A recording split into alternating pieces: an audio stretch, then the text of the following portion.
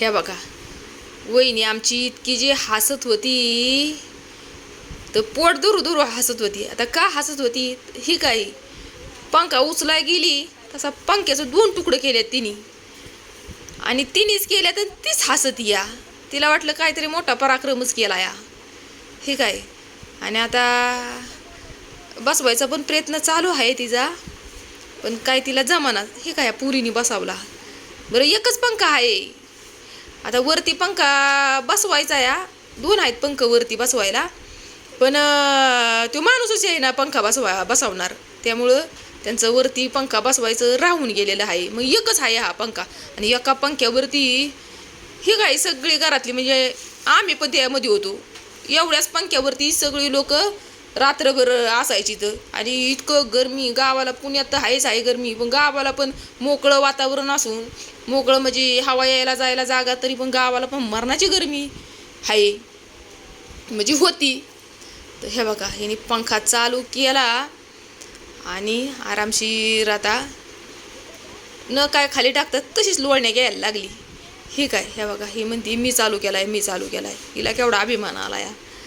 आणि हे बघा इकडं मांजर बघा कसं झोपलं या. मांजर मस्तपैकी हवेला चांगलं निवांत पडलंय. ही काय, आणि मांजर आहे ना लय भारी आहे बरं. काय मांजर लय पांढरं शुभ्र तर आहेच, पण लय चालाक पण आहे. हिला तर सामसूम झोपच लागली लगेचच. तर हे बघा, हे मांजर जे आहे ना तर सशासारखं आहे, पांढरं शुभ्र निसतं, आणि लय गुणाचं पण आहे बरं का. तर हे बघा, ही शाळेत आली आणि डायरेक्ट आपली झोपली या. आता शाळेत ही टीचर आहे बरं का आमची वहिनी, शाळेत शिकवायला आहे पोरांना. आता हो पंखा मध्ये मध्ये बंद पण व्हायला लागला. बिघाडलं काय माहिती त्यातलं आतमधलं, मग तर तरात झाली, बिघाडलं काय. तर आता गो बाया मनाने चालू होतोय का काय. नाही नाही, मनाने नाही चालू होत, बटन चालू केलेलं आहे. पुरी या बटन चालू बंद करतात, त्यामुळं बाकी काय नाही.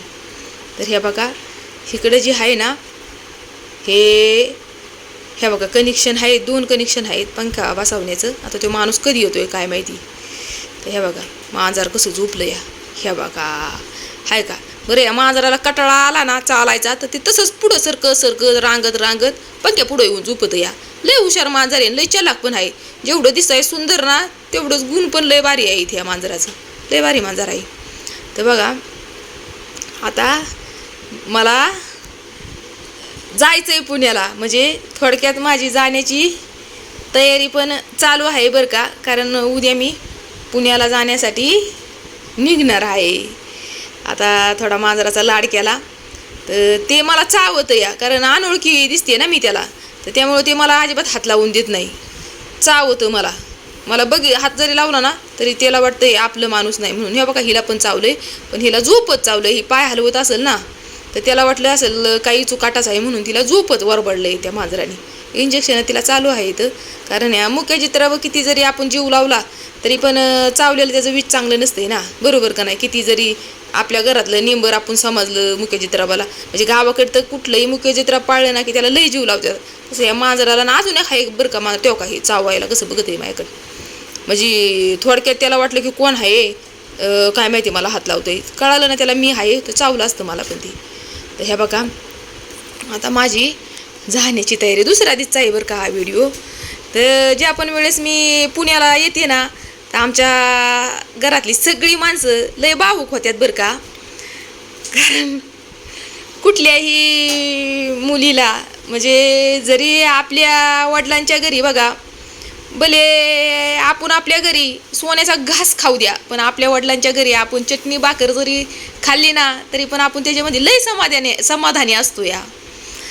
तर बघा मला पण माझ्या वडिलांच्या घरी इतकं म्हणजे मलाच नाही बरं का, प्रत्येक मुलीला लय भारी वाटतं आपल्या माहेरामध्ये. आणि ज्या पण वेळेस मी निघते ना त्यावेळेस आमच्या घरातली सगळी माणसं म्हणजे नवीन नवरीच चालली अशी रडत येतं. बरं सगळी माणसं शौर्याने काय दाखवलीच नाही. तर आता का नाही दाखवली तर त्याचं त्यालाच माहिती. सगळा फोकस त्यांनी माझ्यावरती धरलाय. पाठीमागं पण आहेत बरं का आमची घरातली सगळी माणसं मला घालवायला निघालेली आहेत, तर त्यांनी काही पाठीमागची माणसं दाखवली नाहीत अजिबात. ह्या बघा. आणि आता जाण्याचा इतकं जी प्रॉब्लेम आहे, कारण आमच्या तिकडे आहे ना गाड्याच नसतात. सकाळच्या दुधाच्या गाड्या असतात आणि आधीमध्ये दुपारच्या कुणाच्याच गाड्या नसतात खाली जाण्यासाठी, म्हणजे हवेपर्यंत. हवे जवळजवळ 9-10 किलोमीटरवरती आहे आमच्या घरापासून, म्हणजे आमच्या गावापासून.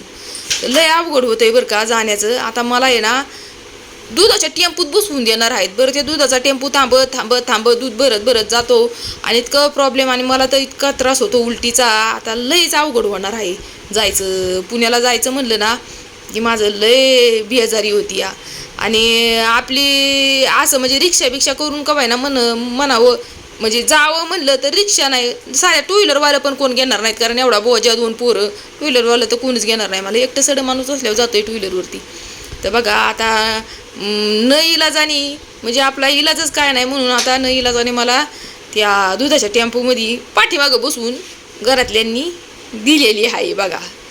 तर इतकी बेजारी झाली ज्यावेळेस मी त्या दुधाच्या टेम्पोमध्ये बसले आणि पुण्यापर्यंत कशी आली असेल ती माझ्या मनाला माहिती. लय म्हणजे लय बेजारी झाली बघा. चला एवढ्यातच व्हिडिओ स्टॉप करते.